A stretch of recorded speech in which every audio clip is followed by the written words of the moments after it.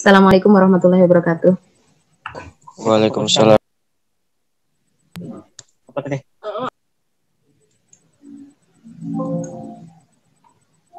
Pagi anak-anak. Pagi, Bu. Mohon maaf lah sampai terlambat hampir setengah jam karena ada sesuatu yang tidak bisa Ibu ceritakan.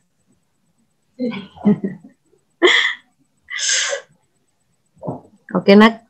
Untuk pembelajaran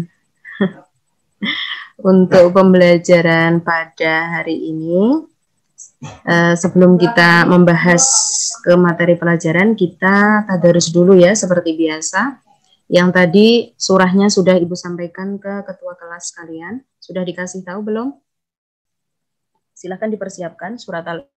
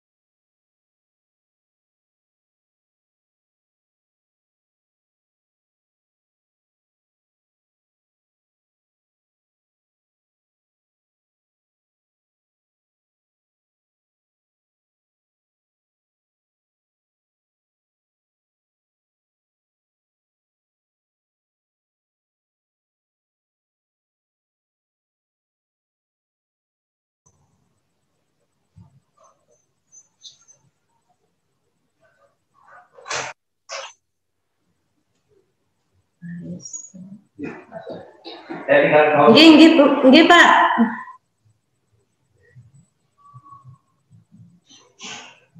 Anak-anak. Anak-anak. Ya, Bu. Mohon maaf sekali lagi. Ibu nyari sinyal.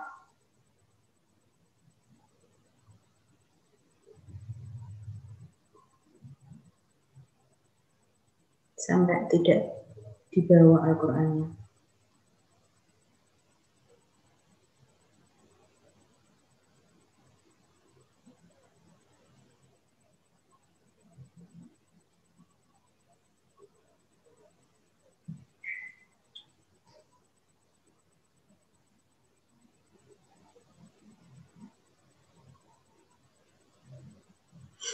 Bisa dimulai ya tadarusnya? Mohon maaf, Nak. Halo, bisa dimulai tadarusnya? Bisa, Bu. Oke, mari kita baca yuk. Bisa, Bu. Bismillahirrahmanirrahim wa ala niyatin shalihah. Al-Fatihah. Bismillahirrahmanirrahim. Alhamdulillahirabbil alamin. Arrahmanirrahim. Maliki yaumiddin. Iyyaka na'budu wa iyyaka nasta'in. Ihdinas siratal mustaqim. Siratal ladzina an'amta 'alaihim ghairil maghdubi 'alaihim waladdallin. Amin. Langsung ya, surat Al-Isra ayat 31 sampai 40. Bismillahirrahmanirrahim.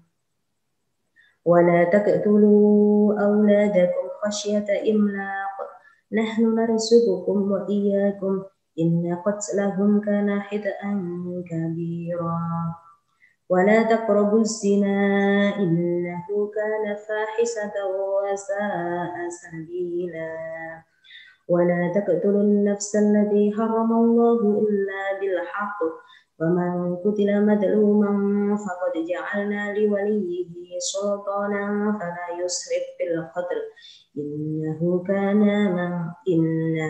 كان منصورا ولا تقربوا مال اليتيم إلا بالتي هي أحسن حتى يبلغ أشده وأوفوا بالعهد إن العهد كان مسؤولا وأوفوا الكيل إذا كلتم وزنوا بالقسطاس المستقيم ذلك خير وأحسن تأويلا ولا تقف ما ليس لك به علم إن السمع والبصر والفؤاد كل أولئك كان عنه مسؤولا ولا تمشي في الأرض مرحا إنك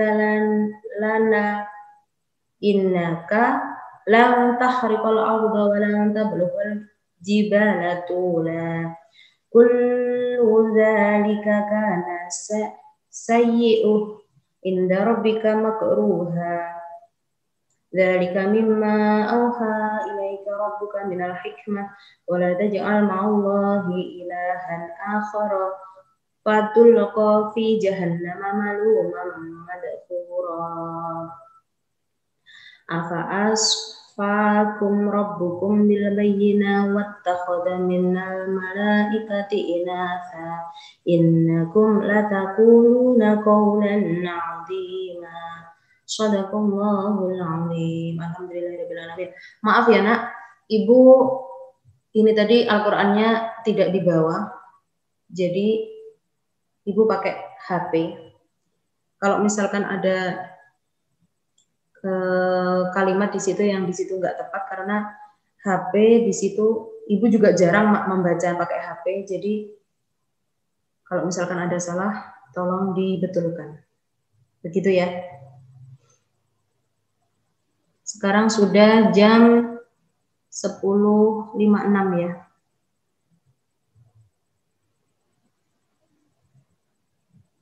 Bisa mengikuti kalian tadi? Bisa, Bu. Oke, alhamdulillahirobbilalamin. Yang lain bagaimana?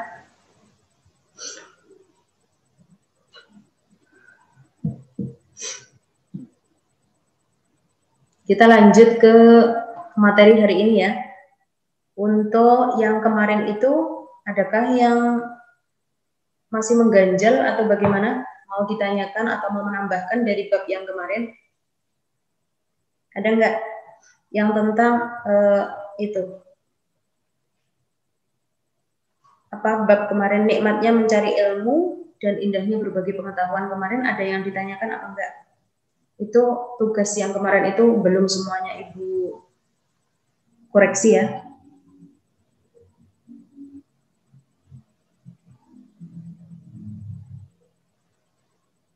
Kalau tidak ada, kita lanjut ke bab terakhir.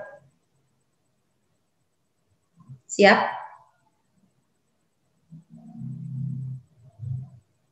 Ibu share screen dulu ya. Waduh, belum kebuka.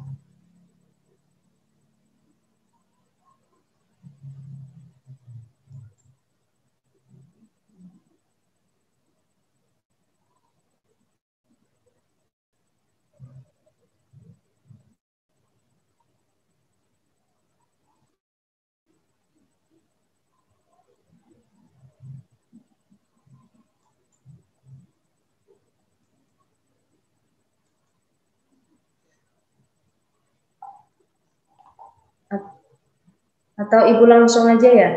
Kalian bisa membuka sendiri ya. Di bab terakhir kita tentang menjaga martabat manusia dengan menjauhi pergaulan bebas dan zina. Bab terakhir.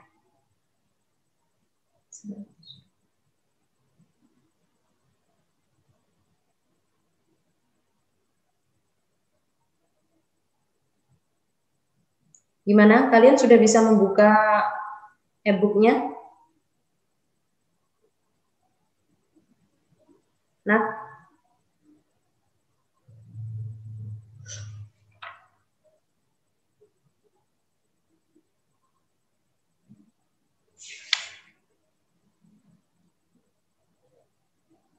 halo? Halo, Nat? Iya, Bu. Halo, halo?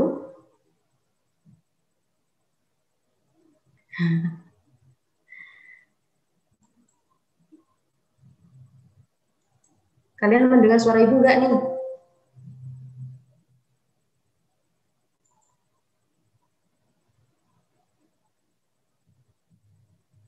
Dengar, Bu. Dengar, Bu. Nah, disahut toh. Jadi Ibu ini tahu kalau ada yang diajak ngomong, jangan diam aja. Oke, kita lanjut ke bab terakhir kita. Ibu nggak bisa screen, ya, nggak bisa share screen. Bismillahirrahmanirrahim. Jadi tolong kalian buka sendiri ya. Untuk bab terakhir kita tentang menjaga martabat manusia dengan menjauhi pergaulan bebas dan zina.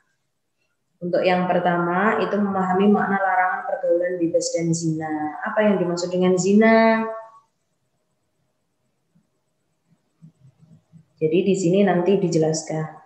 Pergaulan bebas yang dimaksud pada bagian ini adalah pergaulan yang tidak dibatasi oleh aturan agama maupun susila.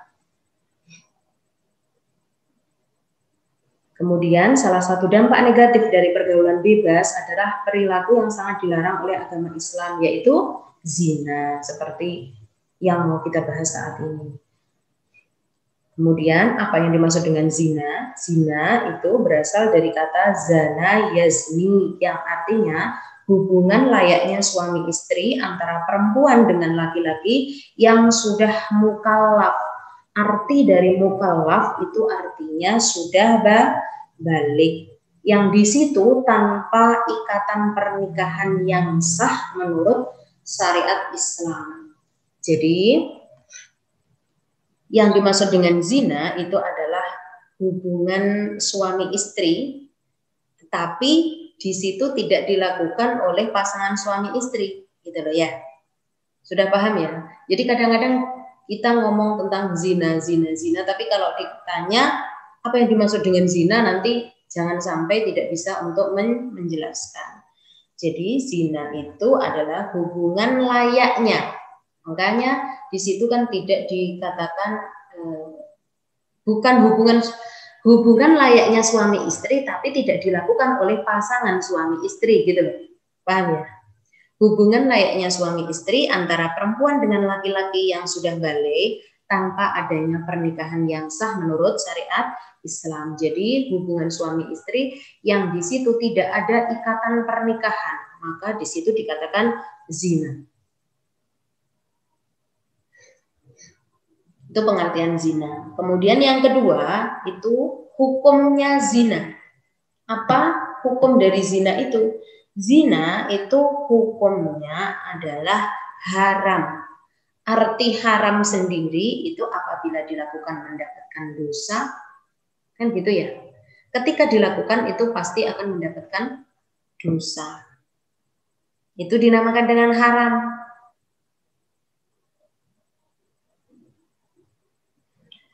Firman Allah dalam surat Al-Isra ayat 32 yang tadi kita baca. Yang berbunyi wala taqrabuz zina innahu kana fahisatan wa sa'a sabila. Yang artinya dan janganlah kamu mendekati zina karena sesungguhnya zina itu adalah perbuatan keji dan suatu jalan yang buruk. Jadi kok sampai melakukan zina? Kita mendekati zina aja tidak diperbolehkan, apalagi melakukannya. Mendekati zina itu contohnya seperti apa, Bu? Misalkan. Kalian sudah bisa mencari apa belum itu? Mendekati zina.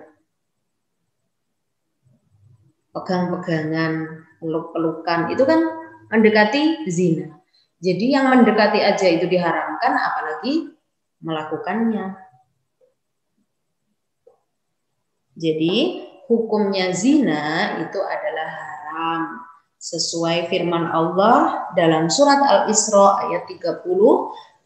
Kita tadi membaca surat Al-Isra mulai dari ayat 31 sampai 41 rukuk. Mulai dari ain sampai ain lagi itu namanya satu rukuk. Mulai dari pengertian zina, kemudian hukumnya zina. Yang ketiga adalah kategori zina atau macam-macamnya zina. Jadi zina itu dibagi menjadi dua macam. Yang pertama adalah zina muhsan, yang kedua adalah zina ghairu muhsan. Apa yang dimaksud dengan zina muhsan? Zina muhsan yaitu pesina sudah balik berakal merdeka dan sudah pernah menikah. Oh, di sini langsung ada hukumannya. Hukumannya terhadap zina muhsan adalah dirajam atau dilempari dengan batu sampai meninggal. Wow, itu loh hukuman bagi pesina muhsan. Jadi zina muhsan itu pezina yang sudah pernah menikah. Atau dia sudah menikah tapi dia melakukannya dengan orang lain. Berarti itu dinamakan dengan zina muhsan. Hukumannya itu dirajam sampai mati. Bagi yang di situ menerapkan hukum Islam. Sedangkan di Indonesia tidak menerapkan hukum tersebut. Kemudian yang kedua adalah zina ghairu muhsan. Berarti kalau zina muhsan tadi zina yang sudah menikah, berarti kalau zina ghairu muhsan yaitu zina yang di situ belum pernah menikah. Berarti masih lajang. Jadi zina ghairu muhsan yaitu zina yang masih lajang, belum pernah menikah. Hukumannya didera sebanyak 100 kali dan diasingkan selama setahun. Jadi di situ kalian bisa membedakan macam-macam zina itu ada zina muhsan dan ada zina ghairu muhsan beserta hukumannya. Kalau zina muhsan itu pezina yang sudah pernah menikah. Hukumannya itu apa tadi? Dirajam atau dilempari batu sampai meninggal.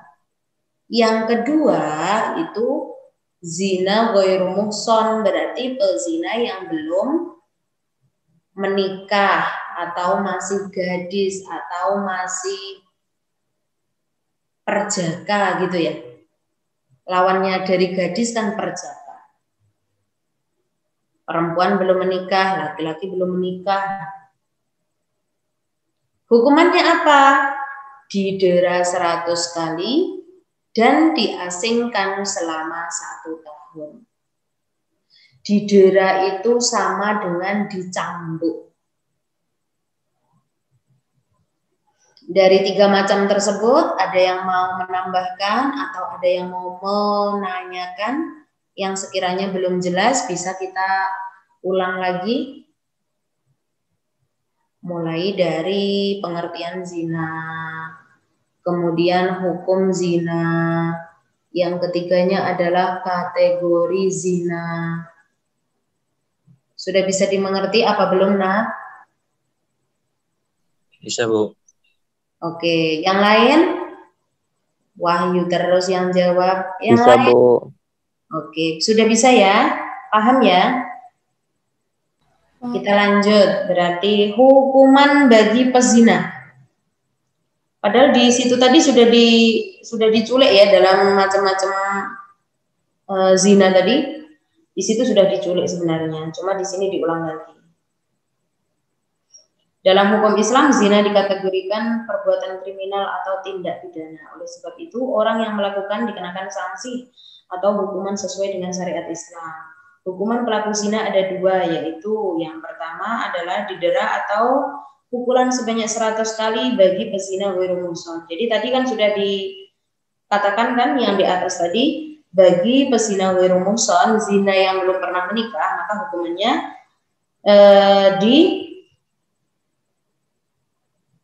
apa tadi? Didera sebanyak 100 kali dan diasingkan selama 1 tahun. Maksudnya diasingkan di situ adalah ditempatkan, bukan. Kalau kita membuang bahasanya kok kasar gitu ya. Tapi kalau dalam hukum Islam memang dibuang gitu ya. Dibuang pelakunya ke tempat yang di situ jauh dari tempat tinggal mereka. Jadi kalau pezina ghairu muhsan, pezina yang belum pernah menikah, maka hukumannya adalah jangan sampai lupa loh, Nak, didera sebanyak 100 kali dan diasingkan selama 1 tahun. Berdasarkan firman Allah surat An-Nur ayat 2. Kita cari surat An-Nur ayat 2. Surat An-Nur ayat 2 yang berbunyi Az-zaniyatu waz-zani fajridu kulla wahidin minhuma mi'ata jaldah wa la ta'khudhukum bihima ra'fatun fi dinillahi in kuntum tu'minuna billahi wal yawmil akhir wal yashhad 'adzabahuma ta'ifatun minal mu'minin, yang artinya pezina perempuan dan pezina laki-laki deralah masing-masing dari keduanya 100 kali, dan janganlah rasa belas kasihan kepada keduanya mencegah kamu untuk menjalankan agama atau hukum Allah jika kamu beriman kepada Allah dan hari kemudian, dan hendaklah pelaksanaan hukuman mereka disaksikan oleh sebagian orang-orang yang beriman. Jadi dalam surat An-Nur ayat 2 di sini dijelaskan ketika di situ ada pezina yang ghairu muhsan itu harus didera sebanyak 100 kali. Kita tidak boleh merasa kasihan terhadap pelaku tersebut. Apabila kita itu beriman kepada Allah, di situ dijelaskan apabila kamu beriman kepada Allah dan hari kemudian. Dan hendaklah apabila menghukum seperti itu harus disaksikan dari orang-orang yang beriman juga. Jadi harus disaksikan orang. Tidak tertutup, bukan. Itu menurut surat An-Nur ayat 2 dari pezina ghairu muhsan yang belum pernah menikah.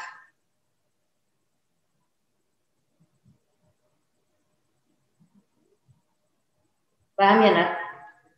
Misalnya, tapi naudzubillah min dzalik ya, misalnya kayak seperti kalian itu kan belum pernah menikah. Dan apabila melakukan maka dinamakan dengan pezina ghairu muhsan. Gitu ya. Jadi pezina ghairu muhsan itu hukumannya adalah didera sebanyak 100 kali dan diasingkan selama 1 tahun. Ibu ulang terus-menerus lah ya. Jadi nanti kalau misalkan ibu tanya, kalian sudah di luar kepala apa yang dimaksud dengan zina ghairu muhsan, apa yang dimaksud dengan zina muhsan. gitu ya. Jangan sampai nanti ketika ibu nanya kalian masih bingung. Di awal tadi sudah ibu tanyakan, adakah yang mau diulang? Kalian katanya sudah oke. Sudah bisa, berarti sudah paham. Berarti kalau sudah paham nanti ditanya, itu kalian bisa menjawab. Ini yang masuk cuma 128 itu semuanya yang ada di Zoom kali ini. Kemana yang lain?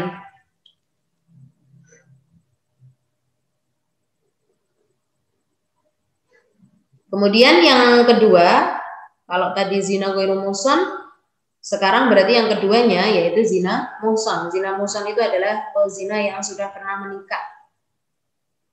Hukumannya itu dirajam sampai mati. Maksudnya dirajam di sini adalah dimasukkan ke dalam tanah, kemudian kepalanya kelihatan gitu. Itu dirajam, jadi dipukuli sama batu sampai meninggal dunia. Itu hukuman bagi pezina muhsan, pezina yang sudah pernah menikah. Misalkan dilakukan sama yang di situ bukan suami atau istrinya, ya kan? Bukan pasangannya.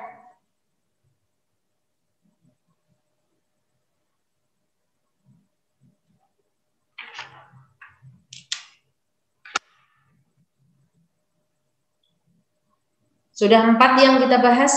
Ada yang mau menambahkan? Ada yang mau menambahkan?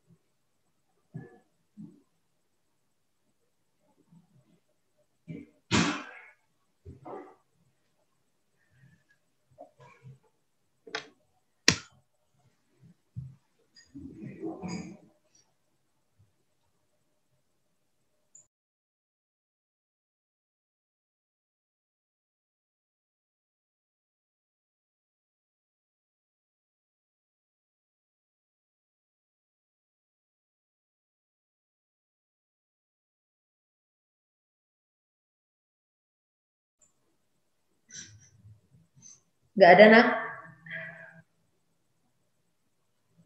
Nggak ada, Bu. Kalau nggak ada kita lanjut.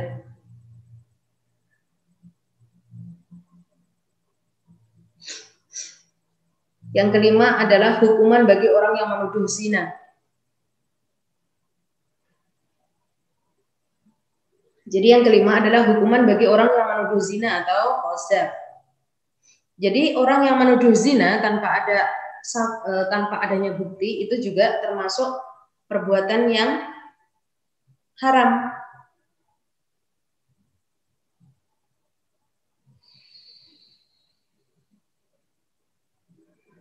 Yang pertama adalah hukuman dapat dibatalkan bila masih terdapat keraguan terhadap peristiwa atau perbuatan zina tersebut. Hukuman tidak dapat dilakukan setelah benar-benar diyakini bahwa tidak terjadi perzinaan. Jadi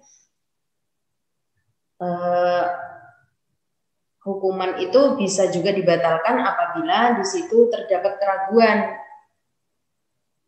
atau bisa tidak ada bukti itu juga bisa dibatalkan karena mengingat adanya hukuman zina itu kan berat sekali. Kemudian yang kedua, untuk meyakinkan perihal terjadi zina tersebut syaratnya harus ada 4 orang saksi laki-laki yang adil.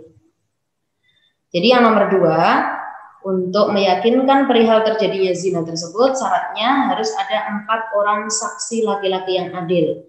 Karena kesaksian 4 orang wanita tidak cukup untuk dijadikan bukti sebagaimana 4 orang kesaksian laki-laki yang fasik. Jadi kenapa kok ada perbedaan ketika di situ saksinya adalah seorang laki-laki, saksinya adalah 4 orang laki-laki sama 4 orang perempuan. Kenapa beda? Karena Adakah yang tahu? Kenapa kok beda ketika di situ ada saksi 4 laki-laki sama saksi 4 perempuan? Kenapa lebih kuat saksi 4 laki-laki? Kan sama-sama orangnya kan? Adakah yang tahu?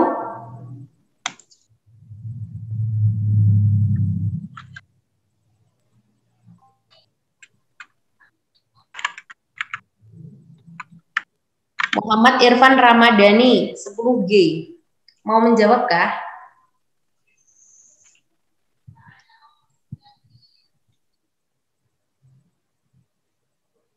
Muhammad Irfan Ramadhani. Kepencet, Miss. Maaf, Miss. Oke. Kebiasaan manggil Miss ya.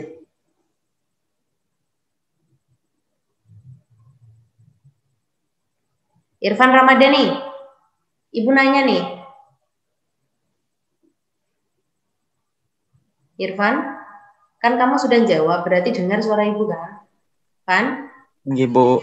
Oke, nama ibu siapa, Nama ibu siapa, Mas? Ibu Alfi Rohmayati. Coba dilihat lagi. Kan nama ibu sudah tertera di situ. Makanya ibu tanya, kamu bisa jawab. Coba dibaca lagi. Maaf, Miss. Baca apa, Miss?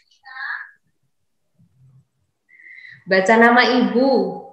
Ibu ini siapa namanya? Ibu Alfi. Panjangnya siapa? Ibu Alfi Rohmayati. Mosok sih?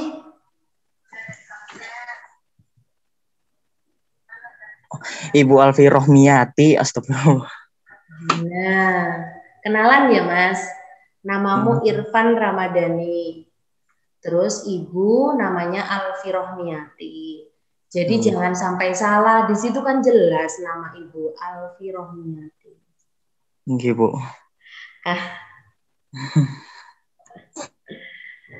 Gitu. Jadi ceritanya kamu sudah kenal sama ibu apa belum sebelumnya? Kalau nama ibu itu Alfi gitu. Hafal apa enggak? Kalau misalkan nama ibu tidak ada di dalam Zoom ini, apakah kamu bisa jawab, Mas? Saya cuma mengingat nama ibu yang Alfi doang, nama akhirnya enggak. Kalau gurumu bahasa Inggris siapa, Mas? Ibu Sri Endang. Oke. Hafal gitu? Kurang lebih. Oke, alhamdulillah. Ibu nanya boleh nggak? Yang ibu tanyakan lagi tadi. Jadi zina itu bisa diyakinkan apabila ada saksi 4 orang laki-laki. Tetapi kalau saksinya 4 orang perempuan itu belum diyakini gitu loh. Intinya masih ada keraguan. Itu bedanya kamu paham apa enggak? Kamu tahu enggak? Apa bedanya 4 orang perempuan sama 4 orang laki-laki itu? Kurang tahu, Miss, saya, Mas. Oke. Siapa ini yang bisa jawab? Wahyu.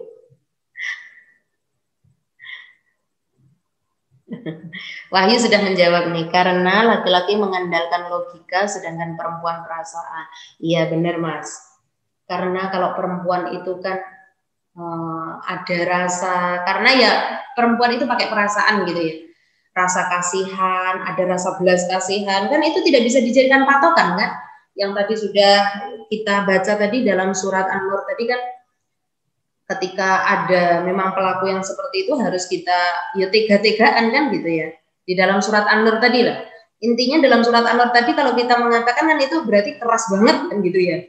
Karena di situ kita tidak bisa memandang, oh itu ternyata keluarga kita, oh itu ternyata masih teman kita, itu tidak diperbolehkan. Karena apabila itu memang sudah melakukan, maka harus dihukum, hukumannya juga harus sesuai. Gitu. Kalau laki-laki itu kan, itulah perbedaannya. Kalau laki-laki pakai logika, sedangkan kalau perempuan itu banyak perasaannya gitu ya, banyak perasaannya.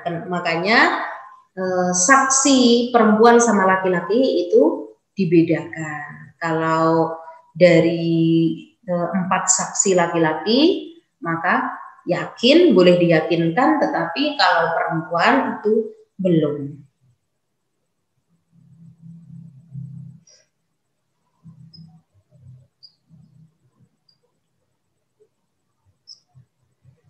Bu, Muhammad Rafiq Al-Fatih.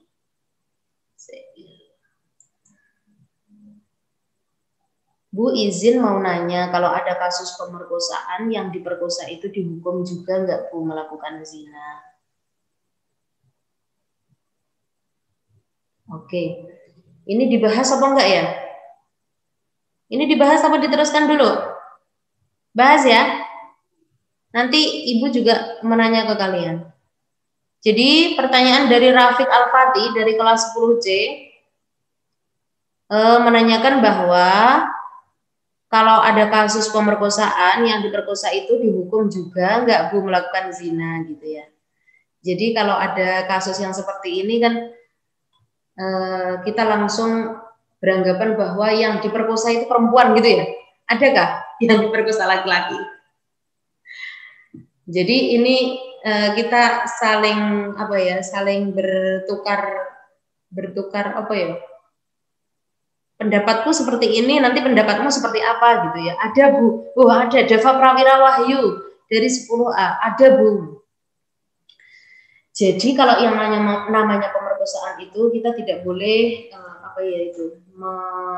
memandang dari karena ada sebab ada akibat kan gitu ya. Makanya kita sebagai perempuan dulu ya, nanti laki-lakinya juga Ibu sampaikan. Kita sebagai perempuan itu bagaimana cara kita bagaimana cara kita untuk menjaga kehormatan kita. Salah satunya contohnya adalah kita harus menutup aurat kita biar tidak apabila dilihat oleh lawan jenis itu, lawan jenis tidak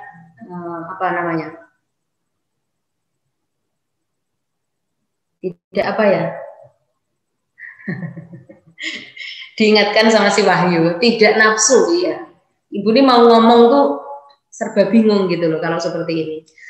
Jadi namanya hukum itu, Ibu ulang lagi ya, namanya hukum itu harus kita sampaikan. Ketika ada orang menanya itu harus kita sampaikan, tidak boleh kita tutup-tutupi. Nah, ketika ada hukum itu disampaikan, ada sebagian yang di situ mengatakan, ih kok jorok banget kan gitu ya. Padahal itu hukum gitu loh. Jadi ya tidak ada istilah jorok gitu. Kalian harus bisa memahami itu. Ya, paham ya Nak? Jadi kita sebagai perempuan itu kita harus berhati-hati gimana cara kita untuk menjaga kehormatan kita. Salah satu dari pemerkosaan itu sendiri kan bukan selalu yang salah itu adalah laki-laki, perempuan juga ikut andil dalam hal tersebut. Salah satunya adalah seorang perempuan di situ memperlihatkan auratnya, sehingga apa? Seorang laki-laki akhirnya kan timbul syahwatnya. Ketika di situ tidak tahan, maka apa yang terjadi? Pemerkosaan. Nah, seperti itu. Itu salah satu aja. Bahkan contoh-contohnya banyak. Itu salah satu contohnya. Jadi kadang itu terjadi juga akibat ulah sebagai perempuan. Kita sebagai perempuan yang selalu memperlihatkan aurat kita. Misalkan kita bangga, itu tidak diperbolehkan, padahal itu namanya aurat. Aurat itu juga bisa dikatakan sebuah perhiasan, kan gitu kan? Dan perhiasan itu akan didapat pada yang berhak gitu. Nah, seperti itu salah satu contohnya. Kemudian misalkan ada contoh lain yang pemerkosaan itu apa misalkan? Kalau memang di situ seorang laki-laki itu tidak timbul syahwat, kemungkinan nggak akan terjadi kan? Jadi kesalahan tidak boleh dilimpahkan terhadap seorang laki-laki saja. Kita harus bisa berkaca sebagai perempuan, kita harus berkaca bagaimana cara kita untuk menghormati kehormatan kita sendiri, gitu. Kemudian kalau tentang kalau yang diperkosa itu ibaratnya kan ya, yang diperkosa itu dihukum sama apa enggak, Bu? Nah, di sini kan Ibu kasih tahu tadi yang namanya pezina muhsan sama pezina ghairu muhsan. Kalau kita melihat ke situ itu ya tetap aja, karena yang namanya melakukan itu kan nggak cuma satu orang, namanya satu orang kan tidak bisa dikatakan seperti itu. Tetapi kalau di Indonesia kita kan tidak menerapkan hukum Islam. Andai kan di Indonesia ini juga menerapkan hukum Islam, maka itu juga akan terjadi bagi siapa yang melakukan perzinaan. Gitu.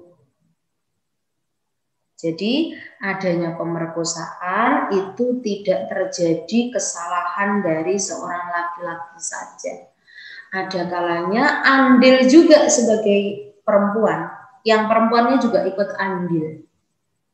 Begitu. Adakah yang mau menambahkan dari yang Ibu sampaikan?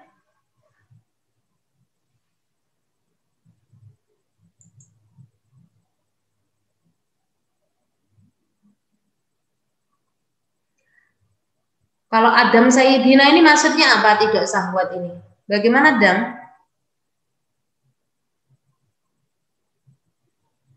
Adam bisa di yang tadi itu, Bu. Yang mana, Mas? Kalau di Aceh memang menerapkan hukum Islam, Mas, tapi itu tidak apa ya? Tidak maksimal gitu loh. Aceh menerapkan hukum Islam, tapi di situ tidak maksimal, Mas Wahyu Hidayat.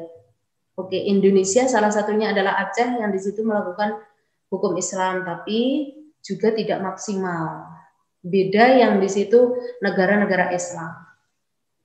Oke, makasih Mas Wahyu, Mas Adam Sayyidina. Adam Sayyidina maksudnya apa atau tidak syahwat? Itu kalau tidak syahwat, apa mungkin terjadi pemerkosaan, Mas? Itu bagian yang tadi, Bu. Yang mana?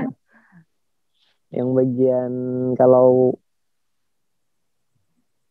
bagian aduh, hei. Nggak apa-apa, Mas. Kan Ibu tadi sudah ngomong, sudah Ibu sampaikan di awal, yang namanya hukum itu harus kita sampaikan.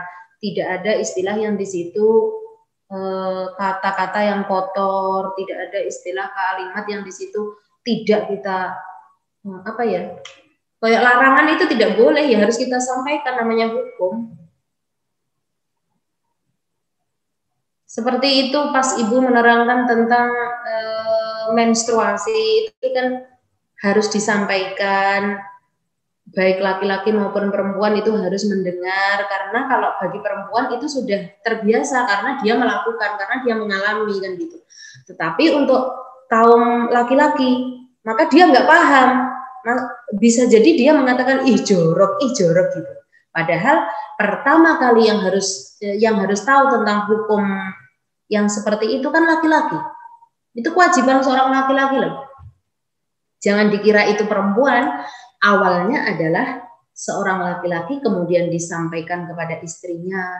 Tetapi kalau istrinya sudah tahu, sudah paham, sebelumnya sudah mencari ilmu itu, maka seorang istri tersebut meringankan beban suami. Maka carilah istri yang di situ bisa meringankan beban suami. Semoga dapat seperti itu, Nak. Kemudian apabila seorang istri itu tidak paham, maka seorang laki-laki harus mengajarinya. Tetapi kalau seorang laki-laki itu belum paham, maka seorang laki-laki berhak untuk menimba ilmu di luar. kemudian disampaikan kepada istrinya. Apabila suaminya tidak mau, misalkan mengizinkan istrinya untuk mencari ilmu itu keluar, itu juga diperbolehkan. Yang parah itu apabila istrinya nggak bisa, lakinya nggak bisa, kemudian istrinya mau mencari ilmu keluar, tidak diperbolehkan sama lakinya, lakinya juga tidak mau mencari ilmu tersebut, maka dosa ditanggung sopo. Dosa ditanggung sopo kalau seperti itu.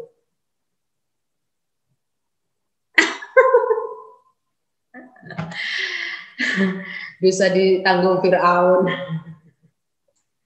Wahyu yang ngomong. Lo kedua-duanya. Ditanggung suami kalau sudah suami istri. Kan seorang suami itu kan harus mengajarkan kebaikan terhadap istrinya. Jadi kalau sudah sebagai perempuan itu sudah sebagai istri, maka baik buruknya itu ada di suami. Jeleknya istri, nanti yang menanggung adalah suami. Makanya kalau seorang yang sudah bersuami istri, bagi perempuan itu mencari pahala ya, nah. Menyenangkan suami, melakukan apa yang diperintahkan oleh suami ketika di situ tidak menyalahi syariat Islam, itu surga sudah bagi seorang perempuan. Begitulah nak perempuan. Jadi surgamu ketika nanti kamu sudah menikah itu ada di suami. Kalau saat ini ya masih di kedua orang tuamu. Jadi kalau seorang perempuan apabila sudah menikah, maka yang harus diutamakan yang pertama adalah suami. Orang tua bisa nomor 2. Nah kebalikannya. Tapi kalau seorang laki-laki, seorang suami, itu nomor 1 tetap orang tuanya. Itulah hukum yang harus kita jalankan.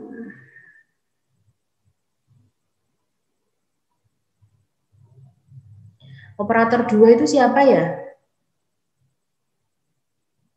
Nah, kata Wahyu, ridhoku surgamu. Betul ini. Kalau yang ngomong perempuan, ibu nggak percaya nih, nanti tak tanyakan. Tapi karena yang ngomong itu adalah laki, maka kalimat ini benar. Walah Kak Ari. Kak Ari ikut toh. Jadi seperti itu ya nak ya. Sampai mana tadi? Sampai yang ditanyakan tadi ya. Kemudian sama hukum-hukum mengenai toharoh, mengenai hukum haid itu juga yang harus mengetahui adalah seorang laki-laki, yang di situ adalah seorang suami yang tadi sudah ibu jabarkan tadi ya. Jadi kadang-kadang pas lagi seperti ini teringat akan hukum itu ya harus disampaikan, karena kalau langsung kita ngomongin itu juga nggak ada waktu yang di situ untuk keseluruhannya gitu. Jadi makanya bagi perempuan yang di situ belum paham dengan hukumnya haid karena saat ini kalian sudah melakukan, menjalankan dan mengalami, maka harus kalian tanyakan.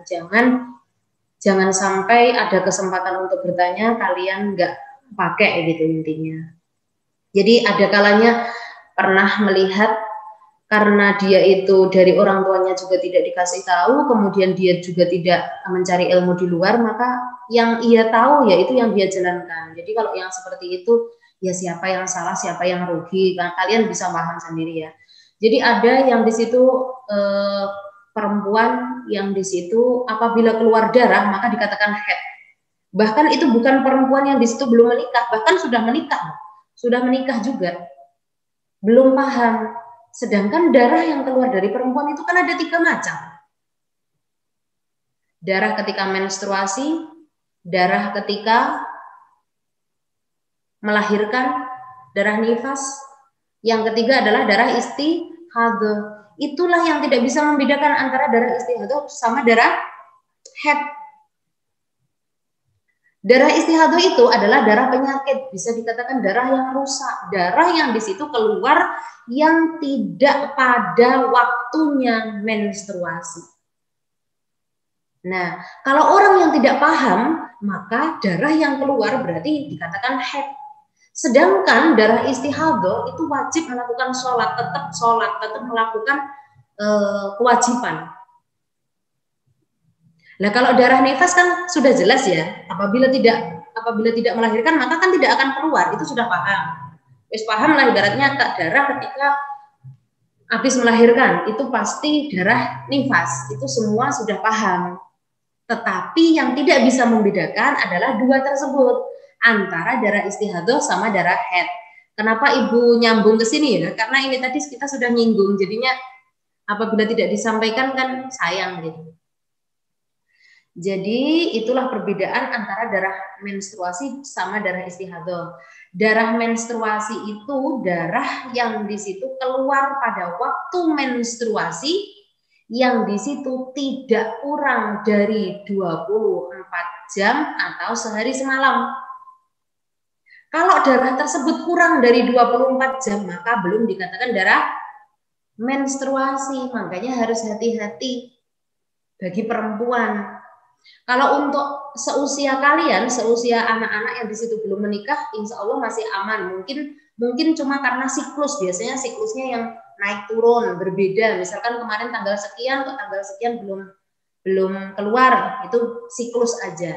Tetapi apabila nanti kalian sudah menikah, pasti itu akan terjadi. Tapi tidak memungkiri untuk kalian itu bisa juga mengeluarkan darah istihadhah, itu bisa. Misal di situ darah istihadhah tadi kan darah yang di situ tidak keluar pada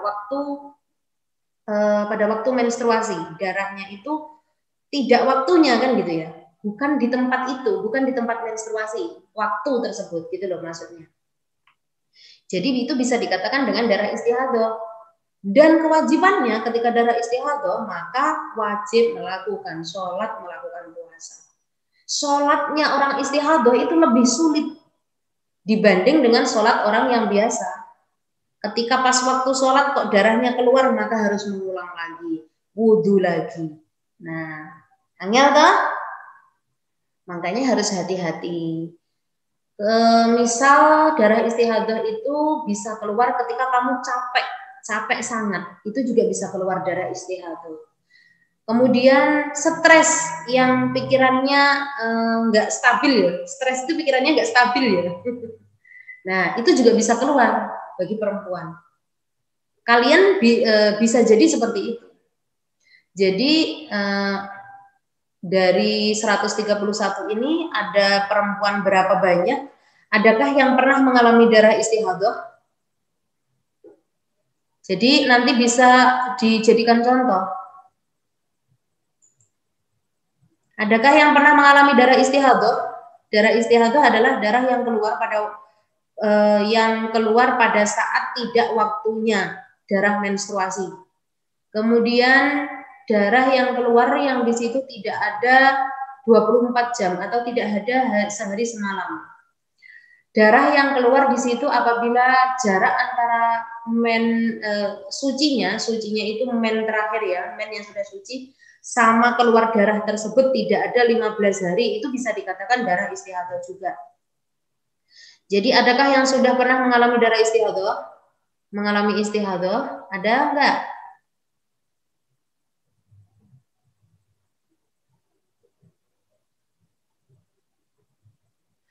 Enggak ada berarti. Alhamdulillah kalau enggak ada berarti aman semuanya. Tapi jangan sampai kamu menyimpulkan bahwa ketika darah yang keluar dari farji kalian itu adalah darah haid saja. Bisa jadi darah istihadhah. Kalau darah nifas kan kalian belum pernah. Nanti kalian akan mengalami darah nifas itu ketika kalian melahirkan. Berarti pastinya sudah punya suami. Gitu ya nak ya. Jadi kalau darah nifas itu darahnya lebih banyak dibandingkan darah menstruasi. Kalau menstruasi itu jatahnya kan cuma 15 hari, lebih dari 15 hari berarti bisa dikatakan darah istihadhah.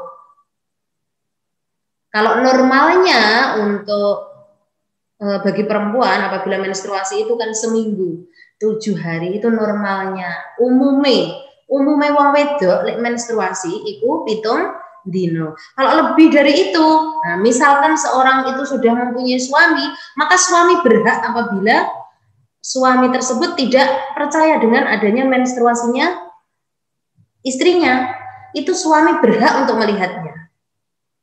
Ini hukum, ibu nggak ngomong jorok bukan, tapi ini adalah hukum, karena kewajiban kita sebagai perempuan adalah mentaati perintah suami. Coba apabila seorang suami itu sudah menginginkan, misalnya pengen menggauli istrinya, tapi kondisi istrinya misalnya masih menstruasi, tapi suaminya tidak percaya, maka kok sampai digauli, yang di situ istrinya masih belum suci, maka yang dosa siapa? Ya suami lah, wong nggak percaya ibaratnya. Nah, seperti itu. Jadi seorang suami juga harus hati-hati apabila nanti istrinya masih menstruasi ya. Nah, namanya masih menstruasi kan tidak bisa digauli antara udel sampai dengkul. Yang lain boleh. Jadi Islam itu sebenarnya kan dimudahkan. Jadi yang tidak diperbolehkan itu tidak boleh menggauli antara udel sampai dengkul, antara pusat sampai lutut. Yang lain diperbolehkan. Paham ya, Nak? Jadi silahkan dikantongi karena kalian belum sampai ke situ ya. Nanti kalau sudah waktunya praktek, silahkan dipraktekkan ilmu tersebut. Paham ya, Nak? Sampai di sini ada yang ditanyakan? Laki-laki boleh loh menanya tentang ini karena dari situlah kamu nanti yang akan mengajarkan kepada istrimu dan kepada anak perempuanmu nanti. Gitu.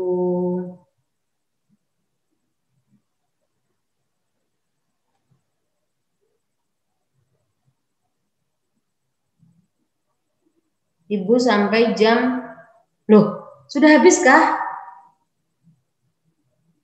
2 menit lagi. 11.45 ya? Di 2 menit lagi, Bu. 2 menit lagi. Berarti sudah habis. Oke lah kalau gitu. Kalau ada yang mau ditanyakan, silakan disimpan dulu atau dicatkan sama ibu. Nanti ibu sampaikan di minggu depan. Libur. Jadi, kita sampai yang kelima ya, hukuman bagi orang yang menuduh zina. Naklah, ingat-ingat minggu depan ibu diingatkan. Jadi naklah ibu ngasih saran aja. Kalau ngaji itu jangan pakai HP. Ibu aja bingung pakai HP. Ibu tadi banyak salahnya lah. Agak sendet dikit, Bu. Tapi ada salah kan? Soalnya ibu merasa sendiri karena ibu yang nggak pernah ngaji pakai HP itu. Jadi mohon maaf ya, tadi apabila ngajinya ibu itu banyak salahnya. Oke lah, Nak, gitu aja. Apa Wahyu ada yang mau disampaikan, Wahyu? Minggu depan libur, Bu.